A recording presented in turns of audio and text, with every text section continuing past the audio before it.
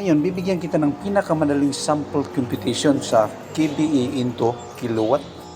Para maniwala ka, ipakita ko sa iyo ang materials datasheet ng isang generator. Ang generator na ito ay mayroong 1,562 kVA at mababasa natin dito na 1,250 ang kanyang kilowatt. Paano kinukompute yan? Ang 1,562 kVA ay i-times mo lang ng 80%. Kung ang 80% is simplified mo into decimal ay mayroon niyang 0.80. So 1,562 times 0.80 equals 1,249.6 kilowatt. Pero ang nakita natin sa materials datasheet ay mayroong 1,250 kilowatt. Ibig sabihin, nira-round off na yan ni manufacturer. 1,249.6 round off into 1,250 kilowatt. Kaya kung mayroon kang natutunan sa aking video, i-follow mo ito. Maraming salamat.